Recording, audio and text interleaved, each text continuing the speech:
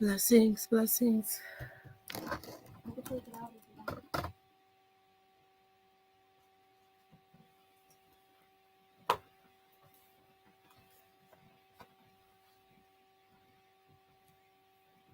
Hey, Melissa.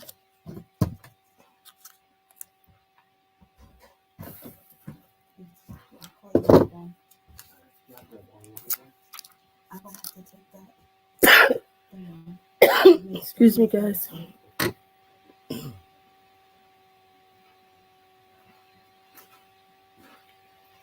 Glad to see you up here. Glad. Thank you for letting us know that something that we said worked for you and it brought closure and forgiveness for you and your friend. Hey, Shay. For you and your friend. It's a good thing when we can have somebody come back and say to us that they did exactly what we told them to do and it worked in their favor. Doesn't always happen, but for the most part it does. As long as you do what you're supposed to do and in the right frame of mind or the right frame of heart. So you're gonna move all that.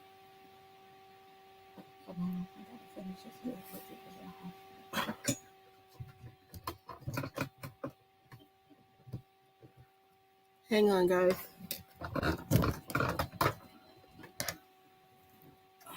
Trying to get my bestie in on the action tonight.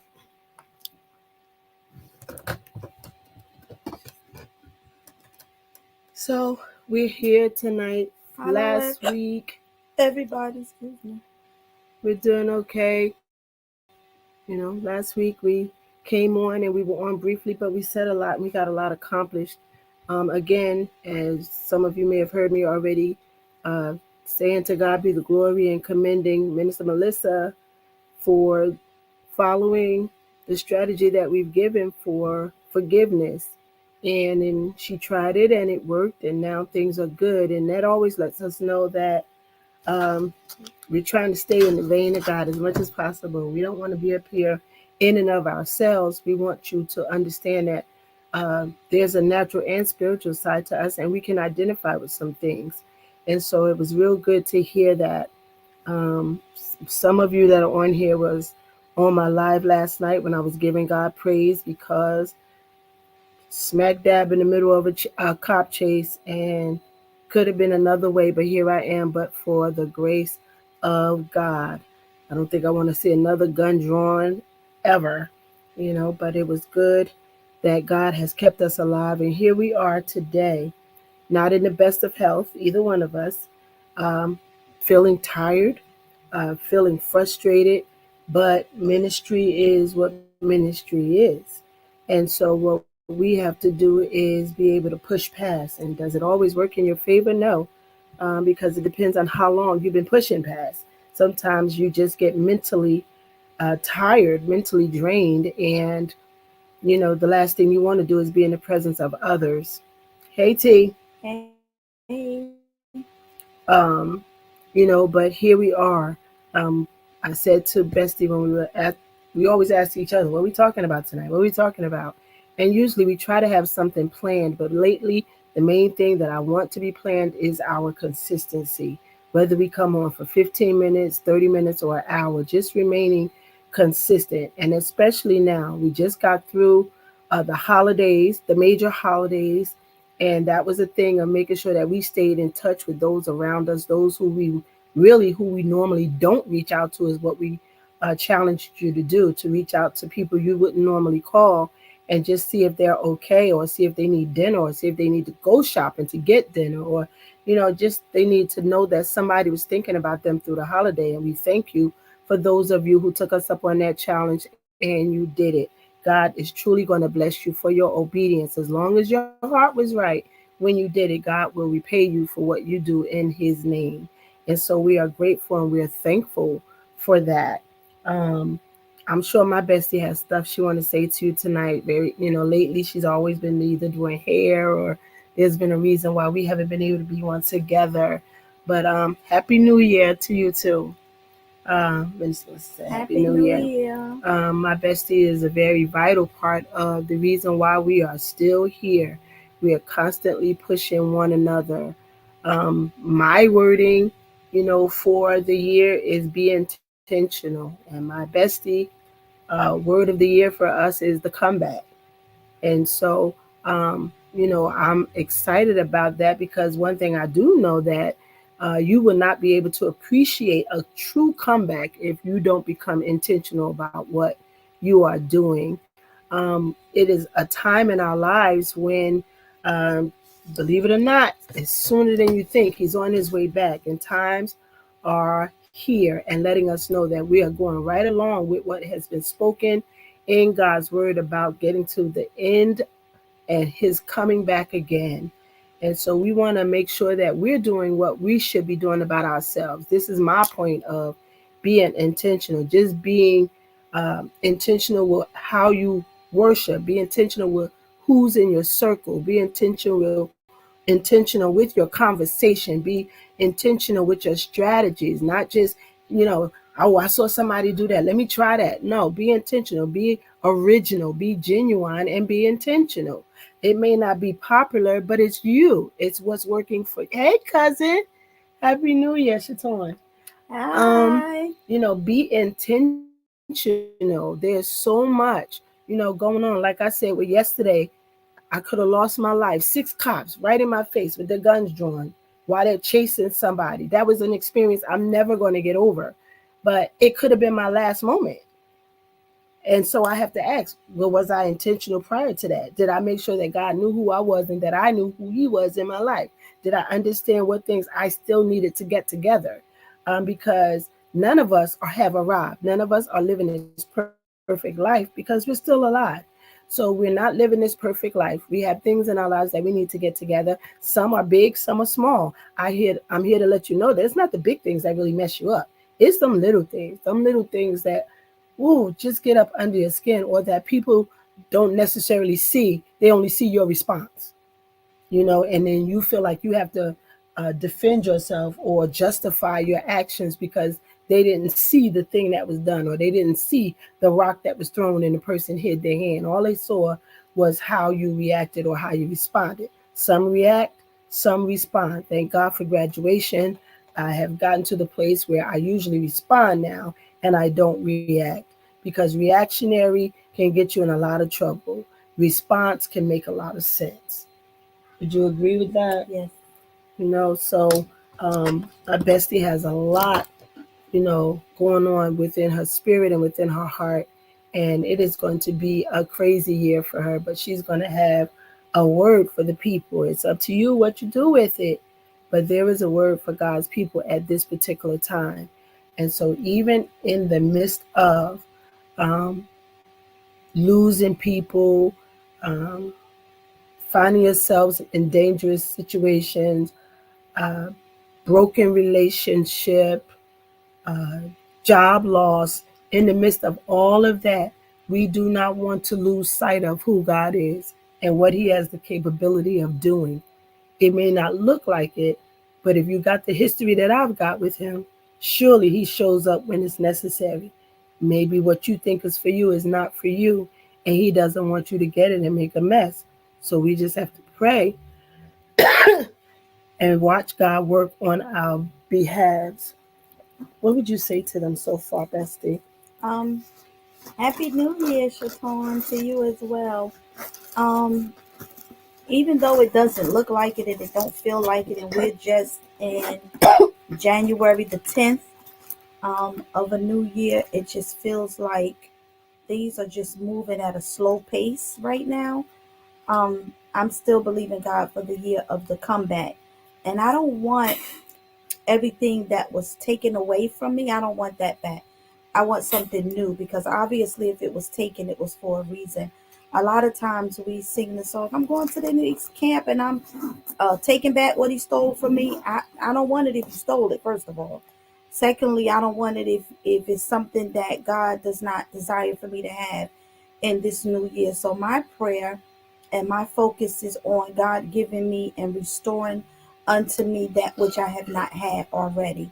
And so that is my prayer for the new year, the year of the comeback. God gave that to me on last Friday as we were in our prophetic encounter. For some of us, this is definitely our year of a comeback, because we've struggled within the last 5 years. Let's not even talk about 2023. Let's go all the way back to 2019. Some things that was lost and some things that was taken up until now. Some relationships that was lost, some friendships that we lost. This is truly our year of a comeback, but our mindset has to change, because we are always in the mindset of defeat. And so when we're in the mindset of defeat, we don't give ourselves the opportunity to have the mindset, oh, I'm going to win, or this is going to happen. We command our day by our attitude when our feet hit the floor in the morning. So if we're already thinking defeat, when we hit the floor in the morning, guess how our whole day is going to be? It's going to be a day of defeat. So when I roll over in the morning, at that 4:30 hour, I don't always get up and get on the floor and pray, but I pray and I ask God to let this be a good day. Let my mind shift. Anything that is not like him, any negative energy, take it away. And that's how we have to start praying in this hour. And anything that's around us that has negative energy, we don't need to be bothered with it. If I'm trying to get somewhere and you're pulling me back, we can't get there. If I'm saying, okay, we're going to make this happen this year, this is what God is saying, and then you'll be like, well, but you've already defeated what I'm trying to do. So in this hour, I want people around me that are negative, that are not negative, that have positive energy, and it's pushing me to my year of the comeback. So that's what I encourage you to do. Evaluate your circle. Go through your phone. See who's worth keeping and who's worth not. My daughter has the ministry of blocking. I laugh at her all the time because she'll block you in a minute. But that's what some of us need to do in 2024. We need to have the block ministry so that we can move forward and get what God has for us to get in this hour. See, so if you're going to be able to enjoy your comeback, you got to do what? Be intentional. You need to really do an inventory of your circle, and you would know from over the past year when you reevaluate what's in your circle, who's in your circle. You'll know what this year has provided for you through them. You'll know whether they were truly happy about your celebration, excuse me, or whether they always had something negative to say about positive things, positive things around you. You know, there are some who are in our circle and they would make us believe that they are for us, but they are really just there to find out how come we still survive. And so we have to learn how to be intentional. We have to learn and be aware of those that are around us, those that we say are our personal people, those who are in our private space, our inner space, I should say, because we all have those who are right here with us in our inner space. And then you go about 3 or 4 steps out, and then you start going into those outer courts. And there are some people who need to remain in the outer courts because they are not for your good, but they are there for a purpose because God's going to let them see you benefit from the fact of them not even doing what they're supposed to be doing. They're just there to make a hard time. They're just there to make sure that you don't get it as easy as you thought it would. They're just there, because they want to be able to say that I was a part of or I knew it before this person. There are some people in our lives that are not necessarily caring, but nosy. Let's just face it. Not caring, just nosy. They want to be the one that seems to have all of the information that everybody's asking. Oh, well, let me tell you, because I was talking to and I was there, and da-da. It's time out for that. It's time out for that. It's time out for holding on to people because of their anointing. There are certain people that are around us, especially with my bestie.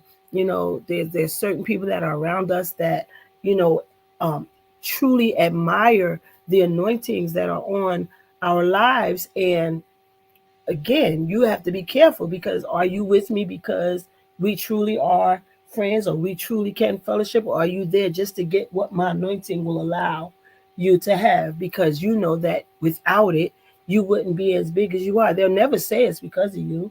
You know, there's some people in your life that will never admit what you have done to make sure that they were able to get ahead. And you have to be able to smile. You know, it hurts because I've said it years ago. You know, there were people that we made these pacts. You know, whoever get there first, we're gonna come back and we're gonna get the other one. I'm still waiting. You know, and then there were those who we were door openers. You know, we were the reason why people were accepted. We were the reason why people had you come preach. We were the reason why people had you come sing.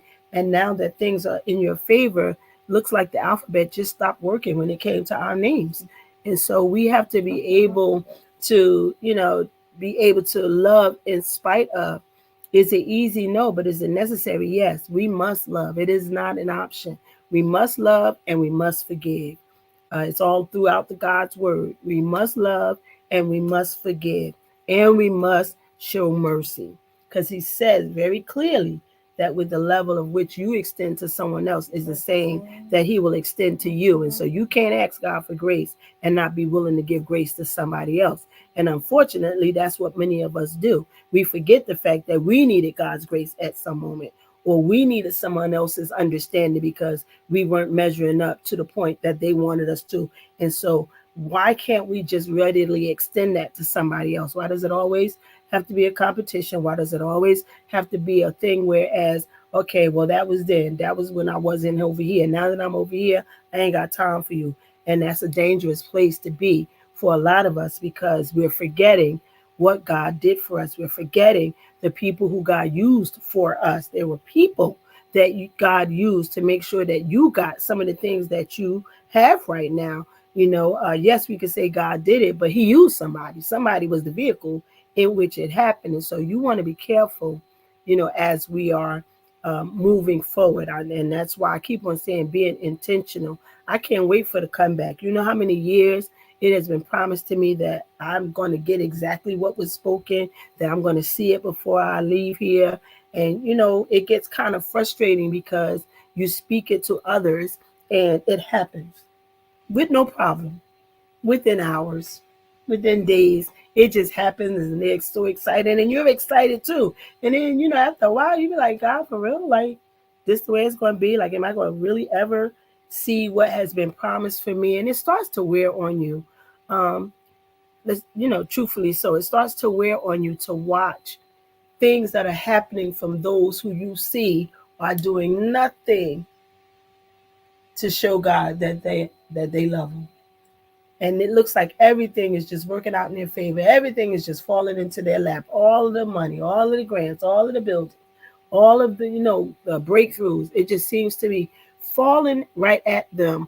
And then, you know, you say, well, God, like I'm doing this. I'm not doing it grudgingly. I'm joyful about it. I'm tired, but yet moving. I'm not allowing it to dampen my worship, but yet it is intensifying my worship. So what else is there left to do? What is it that's holding it up? If it's me, show me that I'm the reason. Whatever it is, show me so we can make sure that this thing gets out of the way. Because the last thing we want to do is have our blessings be so delayed that by the time we do get them, we won't have the full effect of what God meant.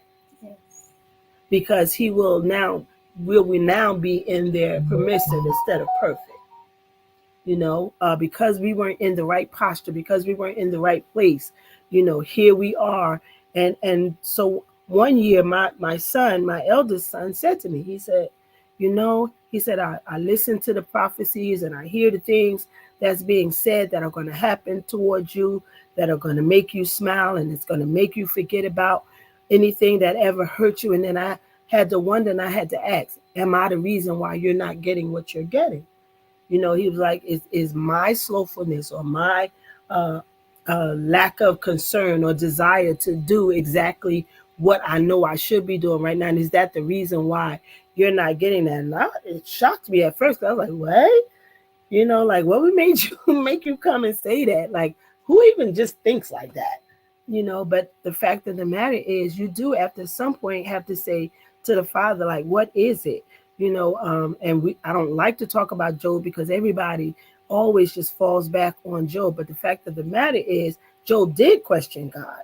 Job was God's perfect and upright man, but he still questioned God when he saw that he was going through, and when he saw that his friends thought it was because of something he had done when he had did nothing except love God. He had to say, "What is this? Why are you slaying me? Why are you doing this to me? Why are you allowing this to happen?" But at the same time, guess what he did? He fell to his face and he worshiped God. He recognized that there was a purpose behind everything that he was going through. And in the end, not only did he get it restored, but he got double and even more for that. And so that's what I want to be able to do. I want to be able to see it in my days of life. And not only just in my days of life, because I've learned you got to be very specific with your wording, not just in my days of life, but so that I can enjoy it, like I can actually participate in it, not where I just get to see it. And because of life and what it has done body wise, all I could do is sit back and watch others enjoy the blessings that God has given. I want to be able to do exactly what was, excuse me, prophesied to me, which is I would be able to enjoy it.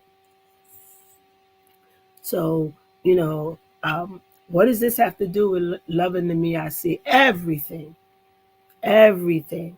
Because no matter what goes on in our life, the first person that we got to deal with is ourselves. That's who we have to deal with first.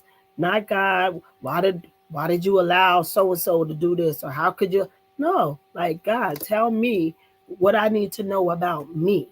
What is it that I can do to be closer to you? What is it that I could do that would cause the heavens to just open up for me? He's not just a God that looks like a piggy bank. You know what I'm saying? Like he really has the world that he's tending to and that he's caring for. And we have to be intentional, because some of this stuff we don't even believe he's going to do it. We just ask because people tell us that's what we need to do. And so the Bible clearly says that you have to ask in prayer and faith, believing. So don't ask him for something that you don't truly believe that he's going to do. I truly know that God is able. Even if he does not, and I know people say it as a cliche, but I'm telling you the truth. Even though he has not done everything the way I thought or I would have wanted it to happen, it still had a result. It still had a result. Might not have been the way I expected it to come, but it came. And so we've got history with him to show that he's a healer, he's a miracle worker. We don't have to go by anybody else's testimony. We can go by our life and the many times that he has healed us and that he has brought us back from death's door. So we already know that he could do that. We know that when the doctors say there's nothing else and then he does something. We have that testimony. So we know that. So how could we ever doubt it? It's happened so many times, but it doesn't change the fact that you want to know, God, is it going to happen anytime soon? I'm just asking a question, not trying to get on your nerves. I just need to know, is this really going to happen? I know what your prophets have said, God, and I believe in your prophets. I truly do. But it just doesn't look like it's happening. So I need to know what needs to change. Who needs to change? Maybe something that I'm holding on to. I should have let it go. It could be something simple, because everything is not a sin. The scripture says, lay aside every sin and the weight that does so easily beset you. So not everything is a sin. Some things are just too weighty for where God wants to take you. And he's not going to take you there until you can slim and trim the weight, so we want to know how to love the me that we see. It's just that we have to be ready to accept that what we see is what it is. We've gone so many years masking ourselves with what people thought we were, because we didn't want them to see us in any other light. We figured if we acted like this long enough, people would believe that it is, or maybe it would actually happen for me. And then that time comes when you have to unpeel that mask, and all you have left is the person that you see, strip by strip, as you peel off the mask of all the things that people thought you were, all the people you were trying to impress, all the people you were trying to receive validation from, all the hurt and disappointment from your life's journey, whether it be from childhood, whether it be from high school, whether it be from relationships, whether it be from domestic abuse, all of those things as we continue to peel off the mask. And when we finally get it all done, we don't even recognize the person in the mirror. We don't, because we never got to know that person, because we immediately started becoming what people said. Because of who said it, we just believed that that was going to be the truth. If they say ain't nothing going to come good out of me, they must know because they know me, or they know God, or there were so many things as a young person that we found ourselves saying it. Like if so and so said that, oh, it must going to be true because God honors them, not realizing that God would honor me. I just didn't know what to do about it, and nobody was helping me to know that, because as long as I thought I needed that, they didn't mess with me. It wasn't until I decided, oh, that's really not where I have to be. Then you find out who people really are, and that junk is devastating. To invest your love for someone, or invest your care for someone, to find out that they never cared for you. It's very devastating. It's very humiliating. It's very um, traumatizing, actually, to find yourself alone when all you did all this time was try to be a part of. What'd you say about that? I know we getting ready to do our conference about imagine last for the past years. It's been imagine the woman in the mirror, and so this year we're doing imagine the little girl in the mirror, because we always deal with it from the point we deal with it from the point of us as adults.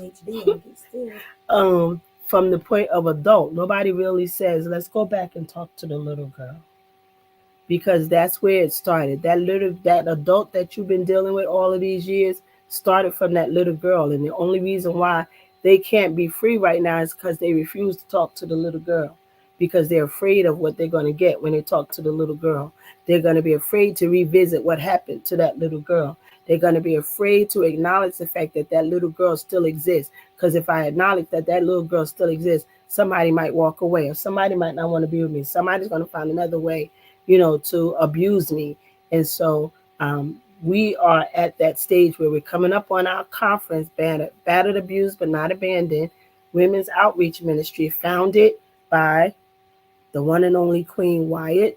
As we came together in ministry and friendship, we have joined one another's executive boards for Loving the Me IC and Banner, and we work one with the other, and we push one another. And that conference is coming up in February, and it's going to be housed in the city of Newark. And so we're excited about it. It's the weekend of February 16th. I think I'm saying the right dates. It's 17th. It's the weekend of the 16th, and we're going to be in Newark, and we're going to just be coming there to shed and unveil and support and uphold and love on. That's what that time is going to be. And so when we're dealing with loving the me that I see, we can't get away from the fact, we'll never get away from the fact, and you'll never probably ever not hear me say something about the fact that you can't love yourself until you introduce yourself to yourself. No makeup, no blush, no powders, nothing. Like that person that wakes up in the morning, you do not wake up fully maxed. Stop. Some of them do because they don't take it off. That mess with your skin. But what you want to do is when you wake up in the morning, that very first person that you see, you want to start there. You might even find that person that you see right there, you still need to go back further than that. You want to go to your natural God-given self.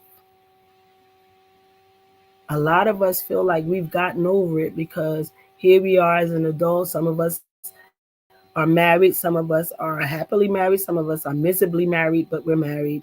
We're in relationships. And so we feel like, it is unnecessary to go that far back into your life because it could harm you. And I'm here to tell you that if you do it at the right time, it wouldn't harm you, because then your other significant other would know who you really are and give them an opportunity to make an informed decision about whether this is something I want to do.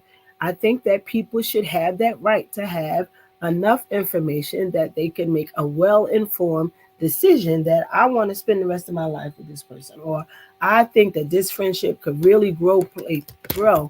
Um, it's just that it's unfair to whomever the other person is that you would expect them to love you and you have not learned how to love you. How do you know how to tell them what you like? How do you know how to tell them what your love language is? How do you know that if you still don't know who you are? Learn to love the me that you see, flaws and all, as my cousin would say. Flaws and all. Every nasty, stinking part of you. All of you. Not just the part that makes you look good, but that part that you're ashamed of because you feel like it's going to make you feel bad. Or some of us are guilty. You got mad comments on here. Some of us are guilty are feeling guilty about things that we've gone through. You said people are saying something? Yes. I have like 7 comments. See? I didn't even know that. Makes me want to say, forget it, Apostle. Sean Freeman, sorry, you're on my personal page, so I didn't see that you were Yeah, I commenting. just went and looked. Thank you, Bestie, for double checking. You somewhere in our conversation, it made you say, it makes you want to say, forget it. But I'm telling you, um, Elder Sean, I believe it's Elder Sean at this point. Um, bless you, Pastor Elijah. Uh, okay, because I don't want to miss you guys' comments because you matter. Maybe You if really you turn it matter. up like this, you could, I'll just keep mine open. It's okay. Do it like this. See, there's your comments.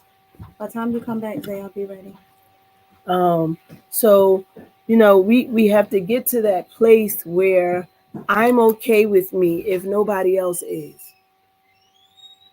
I'm okay with me.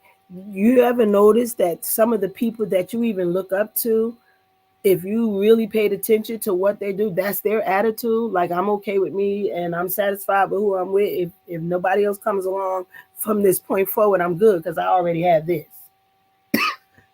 So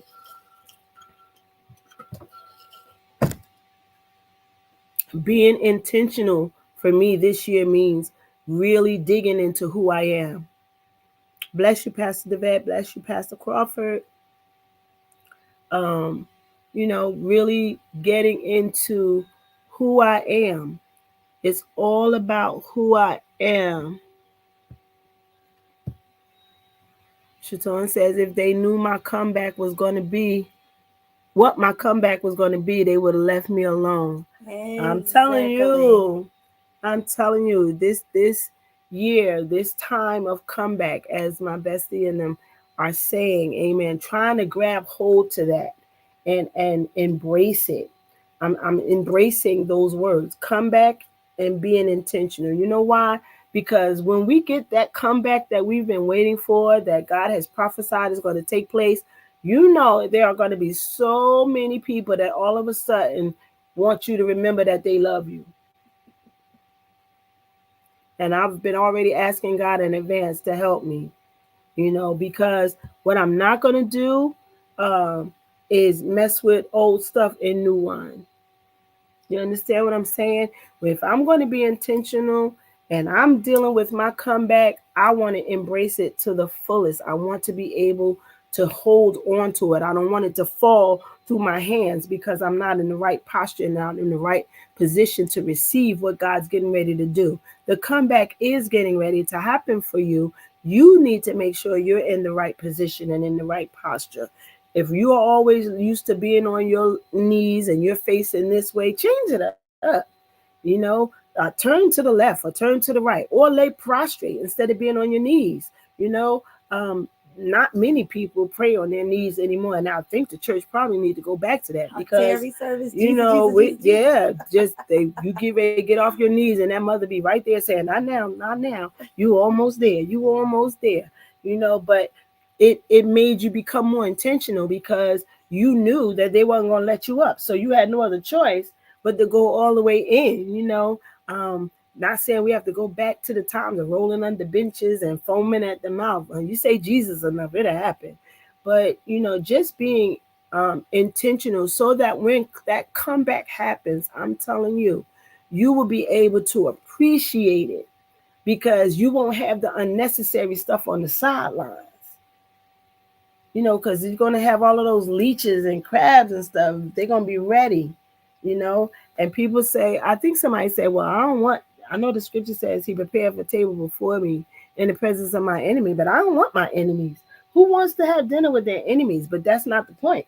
The point is those enemies, those same enemies that work so hard at trying to keep you down, those enemies that work so hard at trying to destroy your name, those enemies that work so hard to make sure that you didn't see a good happy day in your life. That's the table. He gonna have them all at that table, and he didn't say that you were gonna be feeding them. He said you were gonna be in the presence of them, so they'll get to see. They'll be watching from afar. It's almost like they're gonna be in the movie house, and we gonna be on the screen because they won't be able to touch us. They will only be able to see us. They will only be able to view us, but they will not be able to touch us. He is getting ready to do what he said he's going to do. I believe that wholeheartedly. Does my health agree with me? No. Does my present situation agree with me? No. But I'm a believer. I'm a woman of faith. It's what my mother taught. It's what my mother showed. It's what my mother lived. And it's what I believe.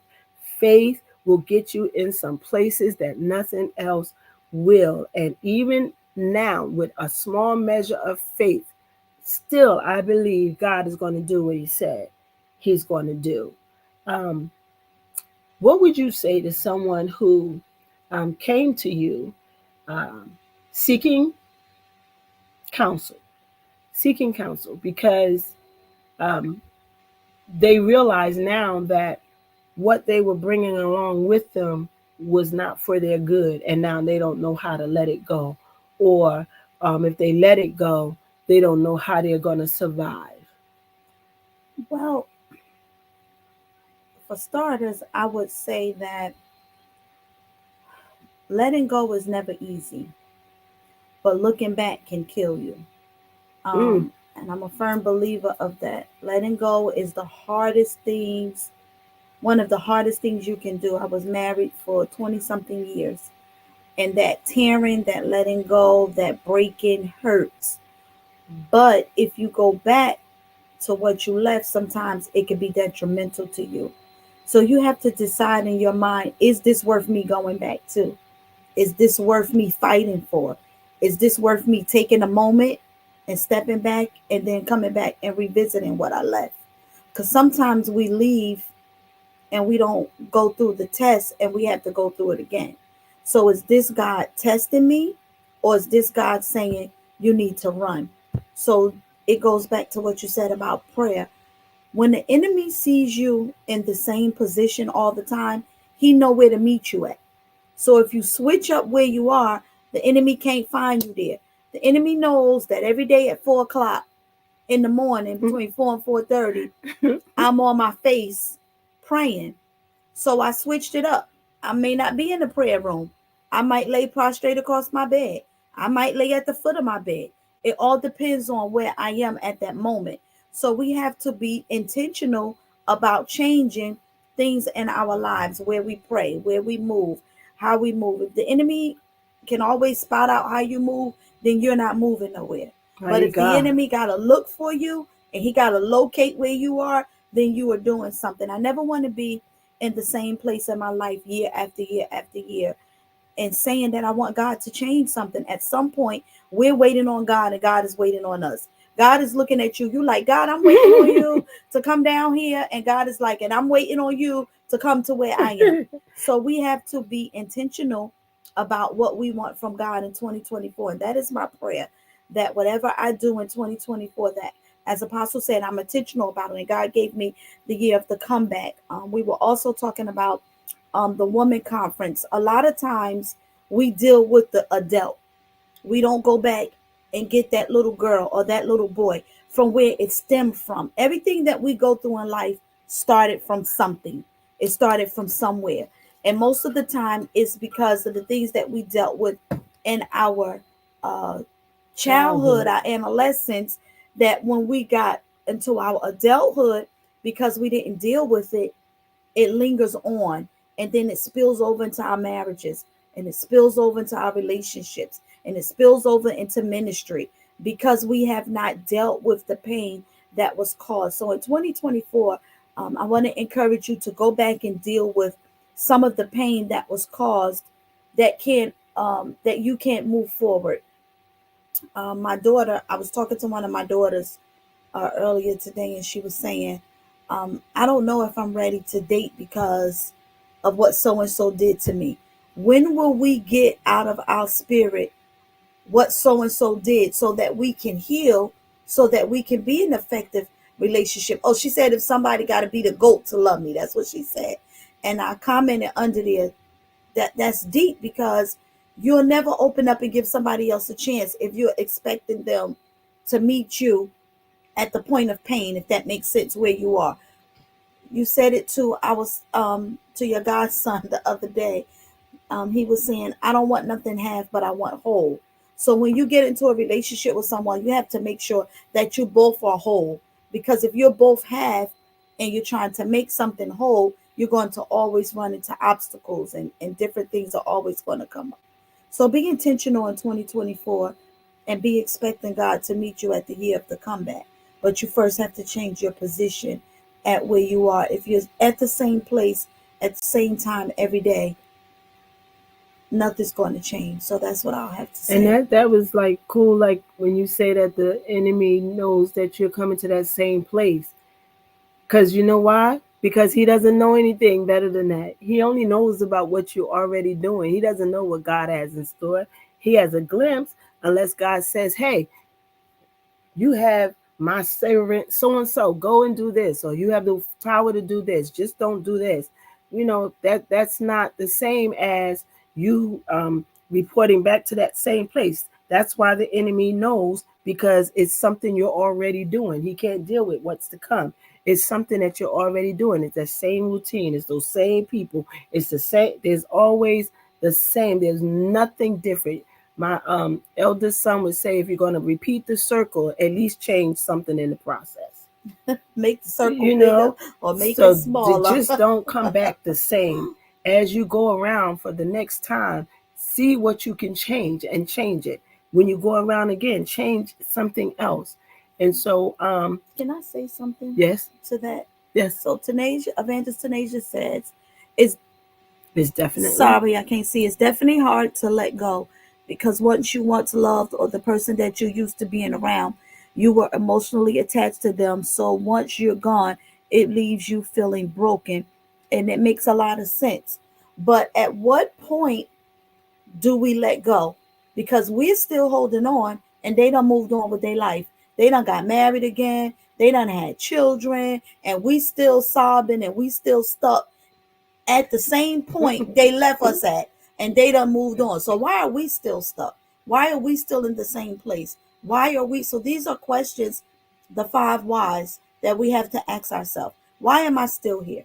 Why am I still stuck? Why am I still in the same place? What can I do to change where I am?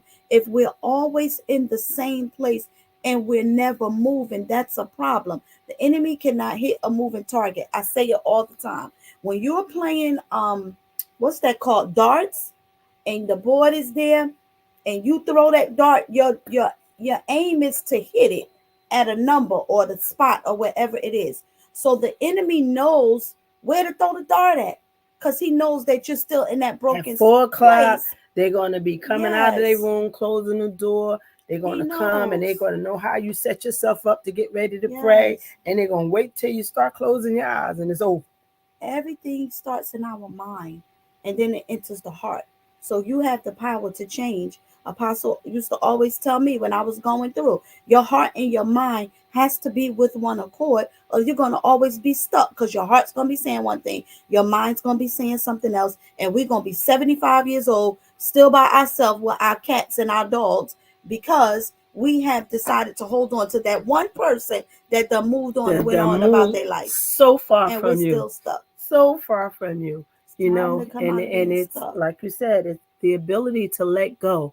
It sounds easy, It's not but we easy. know that it's not. So It's not. don't misinterpret what we're saying. It's What not we're saying easy. is it definitely has to happen.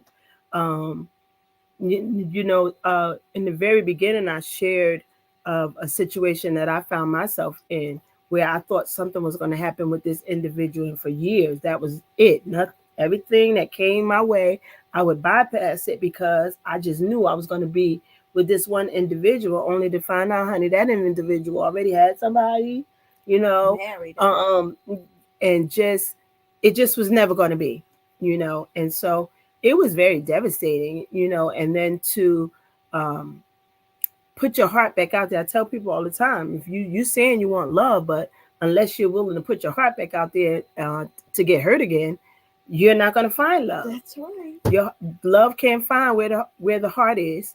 The heart has to present itself as Absolutely. locatable, and if you're cold and you're dead to the things that would allow somebody to know that you have a heart, then you can't keep on expecting them to do something that you can't do for yourself. Now, when you're devastated and you hurt from something like that, you need to be healed. A lot of people, they laugh at me because I be like, no, all these years, everybody said, oh, this is my better half. No, I don't want a better half. I want a whole person to come at me. By the time that person gets to me, I want both of us to have had gone through everything we needed to go through to deal with the pains of our past so that we could both be healed and made whole before coming together. It is very easy for us to put two things together. That's why it's a half and half. It's easy to make two halves into a whole. You can't put two wholes together and it just work like that. That's where the compromise come in. That's where the enhancement comes, because if they're whole and you're whole, everything that you're providing is to grow the relationship. No matter what type of relationship I'm talking about right now, two whole people need to be there so that you can complement one another, so that you can see uh, the other person, not just want them, but see them. A lot of us see what we want in the person, but we don't see the person. And this is why we get hurt and we get devastated, because we refused to see the person. They kept showing us, but we refused to see the person. We just saw what we wanted to see. We saw what we wanted to happen, and that was it. And so what we want to do in learning how to love ourselves is just that. Be ready for the truth. Be ready for the truth. But it is not as easy as most people would make it seem, Tanisha, that you could just let go. It took me It five Yeah, because years. if you've been in It took me something, 5 years. yeah, if you've been in something for a long time, it doesn't just drop But tomorrow. you have to want to let You go, gotta though. want to let go. You have to want to change it. You have to want to purify your heart. It took me 5 years, and on that fifth, oh, excuse me, Mm-hmm. on that fifth year, I was like, you know what? I gotta move on. I have to move on. But until you purpose that in your mind, you are always going to be stuck in the same place. And I'm tired of walking around or bumping into the same Mighty mountain. God, I just want to see another picture. You understand? You're looking at the same landscape. Nothing's changing. I can admit that I don't really open up to a lot of people. So in my mind, I was just thinking that whoever God has for me will be the goat for me, open up to them. Well, um, he that findeth a wife findeth a good thing and obtain favor with the Lord. But the woman is supposed to be found working. We just talked about this in Bible study the other night when we were talking about the scripture that lets us know that as single women, we are supposed to be caring for the things of the ministry. And so if you're found working, then you are found in a good place and he can find you, not you go looking for them. Many times people have tried to convince me to get on some of these dating sites. Baby, I just think that's a setup. For some, it has worked. I've just never been willing because I'll be that one that get that psycho that came on there just to get a Christian single. Just because it says Christian singles does not Don't mean mean it's that that me. person is in the church. That just means that they knew to come on that site so that they could possibly meet someone like you. So Do I'm you very careful with that. do you think that everybody in relationships are completely healed before they meet their significant No, other? I don't think that they're completely healed. I think that that would be the very best thing in a perfect world that we would. That's why I keep saying we need to be whole by the time we get to that other person. But the truth of the matter is, Not for they the most psycho. part, they are just a lot of people are so happy that someone wants them, whether it be the male or the female. They're so glad that somebody wants them that they ignore all of the things that say we should just be friends. Not everybody that is nice to you is supposed to be the one for you. And a lot of times that's how we end up marrying our assignment, and Yes. then it don't last because you got with somebody that was supposed to be an assignment and you mix the two up and now y'all psycho together. Hmm? So that's why we have to know if it's God or if it's my flesh. Is this something that's supposed to be? Just because it look good don't mean it's good for you or good to you. So you have to know, um is this something that God has? Because 5 years down the road, then you divorce because you didn't wait on God. And sometimes I had to learn, when you make something an idol, God will snatch it away. I keep saying it. That's my testimony. When you make somebody an idol and you feel like they can do no wrong, and the person is in your face doing wrong, it's they pointing it out to you in black and white, and you be like, nah, because they saved, sanctified, filled with the Holy Ghost. They just would never. And then you make that thing an idol, and then God got to snatch it away and wake you up because He said, "Has have no other God before me."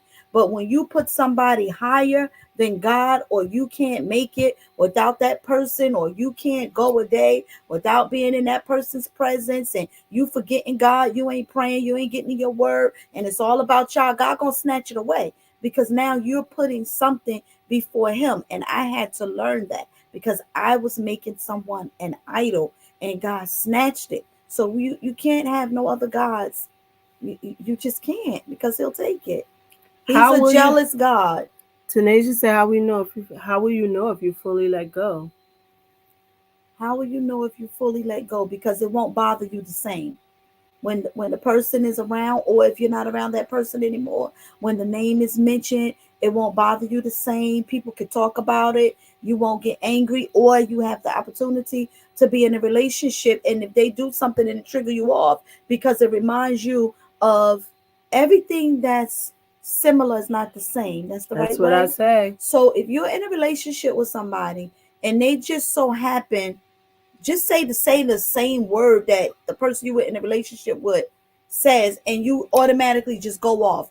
You're not healed from that because you're still dwelling on the past of what they did to me, or how they made me feel, or I don't want to be in a relationship with this person because they remind me of how Brother Bobby used to treat me. Boo, you ain't healed. You ain't, You're not healed. and how will you know if you let go? Some other ways to know. First of all, you have to do the things that will allow you to let go. Mhm. So you need to get rid of all those pictures you got in the house of you and that person together, whether it be the male to the female or female to the male. Get rid of those pictures that you got still showing up on the mantelpiece, so when people come in, it makes it seem like this is what's now and not what has been. You need to cleanse yourself of that. That person, especially if you can see visibly that that person has moved on, you need to do what is necessary to cleanse yourself from that. It is just not easy for everybody to do, but it is necessary. It is unfair to the person who is trying to be there in the next spot to have to suffer because you're trying to hold on to something that has already told you they don't want you. They might not have said the words, but the fact that they are on their way to another marriage with somebody else, when will you figure out that it's just not going to happen for you? And so you have to be willing to do the hard thing. Put those pictures away. Um, Take off, every some people have like screen savers and all of that stuff Get Facebook all of memory, those you things that's going to scrolling through. have, yeah, excuse me, all of those things that's going to pop up as an anniversary. Or come on, you have to be able to be in the room with that person and feel nothing but the love of God. And you know what I had? You know how I knew I was free? When I wasn't scrolling through their Facebook page trying to see Yeah. what they have, what's happening, You or was what they lurking. do. Yes. When you don't do that no more, then you know you're free, because it doesn't matter what they're doing. We ain't friends, but I'm able to go on your page and see what you calling so and so, to see if you calling them the same name you used to call me. That's stupid. So that's how you know when And you being were in the healed. It room. doesn't affect you the same. Being in the room, I was with my husband for 10 years. And so, yeah, I didn't just hate him overnight, and I didn't just get over it. I was hurt by different things. But I didn't know that I was healed until I was able to have conversation about it and not cause anger or rage. And then finally being in the same place, because of both of us being in ministry, chances are you're going to touch circles again. So being able to see him in ministry and not have any hard feelings, not, feel like, oh my God, I wish we could do this again. No, but just being able to say, hey, how you doing?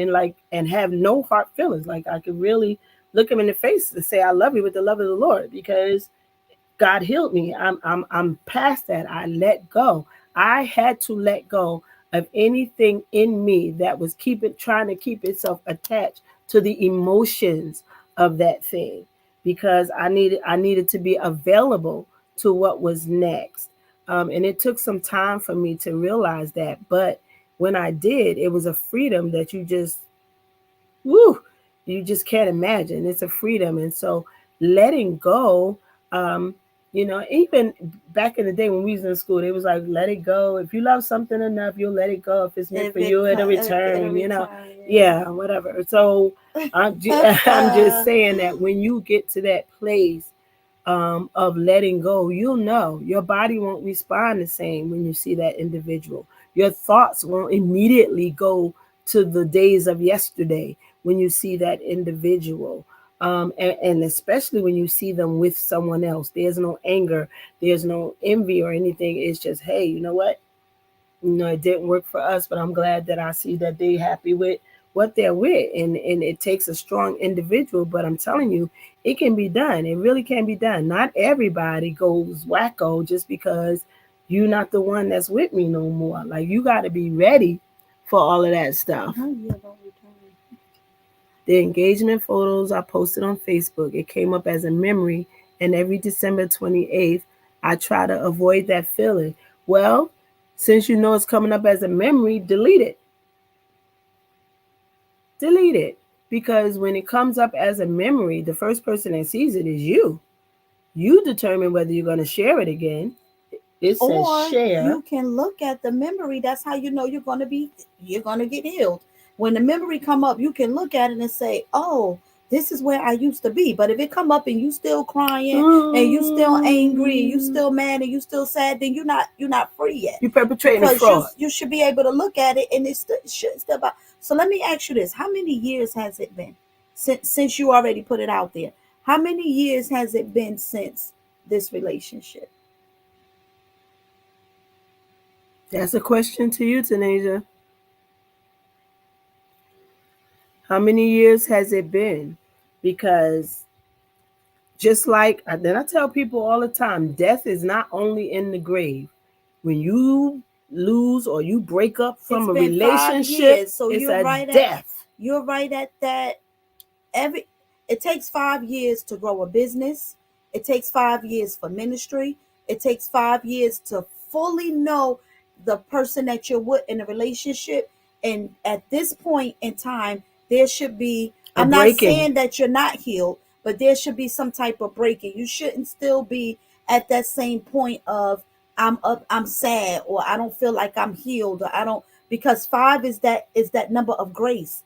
It takes 5 years for everything. Even when you look it up, 5 years. It takes five If years. you can make it So if five you can years make in it, business, then you know your business is thriving. baby, we ain't even Everybody gonna use talk about the that number because I've been five, in but it we for ain't gonna eight. go look at the rainbow. But Yeah, five So there years, should you be should some not type. still be at Yeah. that place of, oh my God, I wish, or I wonder what he doing. He minded his business with whatever was next. Whatever, for whatever the reason, God saw fit for y'all not to be together. Don't look back. Don't become a memorial as Lot's wife did. Don't look I don't back. need you to turn into a pillow of Yeah, salt, don't honey. I need you don't look around now. back. Don't look back. But for whatever the reason, because nothing happens by chance when you love God. Everything is intentional. There's that word again. And preordained and predestined. As he said, he foreknew you and he predestined you. So he already knew all of this stuff was going to happen. So if that time of your life happened and the two of you broke up for whatever the reason was, whoever was at fault, the fact is that you broke up. The fact is, 5 years later, y'all still not together again. So It's if time you move on, they are honey. moving on there, and of course, every now and then, let's just tell the truth, they will hit you up to see if they still got that pull, to see if they can still, rule you back in, uh, and they'll do that to see if they got that kind of stamina with you. No, she said I can't turn into salt. But you have to um, be real. Again, I say to though everyone around me, your heart and your mind, it is imperative that they be with one accord, your heart and your mind, saying the same thing. Because when you work together with your heart and your mind, God has an opportunity to help you, and you should be able to move. Again, letting go sounds easy, but we all know that it's not. But 5 years later, he ain't coming back. He's moving on, and so should you. You're spending too much time on him and not on God. That means that he has a place in your life, in your heart, that God doesn't have. He's monopolizing. He's taking over some space that should have been filled by now with worship, with ministry, with self inventory and self evaluation. Like this is what should be going on for you now that at 5 years. Again, please understand that we know that it is not going to happen overnight. For some people, it's easy to just do it. Others, it's not. But in order to let go, all of you has to let go. The heart and the mind, the memories, oh, I remember, around this time we those shouldn't be still your thoughts at 5 years. So, but let us always say the one thing that we should know to do, which is pray. But I'm telling you, God's not going to remove it if you're still battling within yourself. You have to fully want it, heart, mind, and soul. You have to fully want to be free and delivered of that individual so that the new can come around. There's nothing new that's going to be able to come to a spot that's already filled. And so right now, those thoughts are filling a spot that should no longer be there. So um, that's what you can do. The main thing is prayer. We'll always say prayer. We try not to shove Jesus, Jesus, Jesus down your throat because we understand that naturally you need to live just as much as you do spiritual. But what you want to do is pray and ask God to help you remove that individual from your heart. He's the only one that's going to be able to do it. Because once someone gets in your heart, you don't just get to dump them. It just doesn't happen that easy. So let us acknowledge to you that we understand that. But what we're saying is that it needs to happen, and it's not going to happen if you don't truly, sincerely ask God and want it done. God is an answering God. He's a prayer answering God. And he's able to do exceeding abundantly above all we can ask or think. He even knows about it before we even ask, right? So that's what we need to do. That is a prayer for you that we're going to add to the list, because you got to really want to let go, because you're holding up your blessing, because he surely ain't going to let nobody else come to you and you already got that spot occupied with somebody from the past. There's no room for both of them and God. So what we want to do is make sure that we're intentional in our thoughts and in our prayers. And so we are coming to the end of tonight's lesson, the end of tonight's live. Thank you to those of you who came on, those of you who were on my personal page but they can't see your comments on Loving the Me I See, but you can see all of the comments from Loving the Me I See because that's the page that it's from. But to Pastor Crawford, to Pastor Devet, to Overseer Demetria, to Minister Sabrina, to Wayne Grant, I don't know your title, to Apostle Speaks, to Elder Sean, to Pastor Bryant, to Brother Michael Gross. Oh, I didn't know he was on Gross. To Daniela, to Heidi, to Overseer Young, to Tori, to Apostle Yearwood, to Pastor Rivera, to Roshonda Carpenter, all of you who came on to be with us tonight. Pastor Tracy, Happy New Year! Happy New Year! To those of you who came on and communicated, and to Shaton, those who come on and actually interact with us in conversation, it means everything. To Shay, to Minister Melissa, Elder Melissa, all of you, thank you for being with us tonight, for hearing us, for letting us know that there is something good out of what we're doing, and we are going to continue to do. Continue to pray for us. So much is going on. Those of you who are on my personal page, pay attention to the flyers. There's a lot going on right now in the next 3 to 4 months. Our beginning of the year revivals, our spring revivals, our women's conference. We got so many different things going on in the next few months, and we would love for you to be a part of it. So please pay attention to our page. We love you. We are praying for you. We believe in you. And remember that you are unapologetically learning to love the me that you see. While others might not like it, you get to love it because it is you. It is how God made you. It is what causes you to be who you are. But we want you to consider the theme for our women's conference and find that little girl in the mirror and talk to her. Let your older self tell your younger self what you would have told if you would have only knew back then what you know now. You could save your inner self. That older you can talk to that younger you, and so we want you to be free. We want you to be available for those of you who are looking for love, which you shouldn't be if you're the woman, but those of you who are hoping for love, you have to make room for it. It's not going to come to a space that's already occupied by former thoughts. So you have to ask God to help you to let go, to help you to be free, to help you to heal and be made whole, which is going to require you to go back and visit that little girl that never got a chance to be a child, but was forced to be a grown-up at a very, very early age. So we're going to say good night to you. Follow us on our page. I don't know if we're going to come on with any other encouraging words, but it'll probably be directly from my page if that's the case. Follow us on our live as we get rid of our old inventory to get ready for the new. And just pay attention to what's going on around you. Be intentional. Be intentional. That's my words for the year. Be intentional in your friendships, in your strategies, in your workplace, in your love life. Be intentional in your thoughts and in your conversation. Be intentional. And as Apostle Wyatt said, because this is going to be the year of the comeback.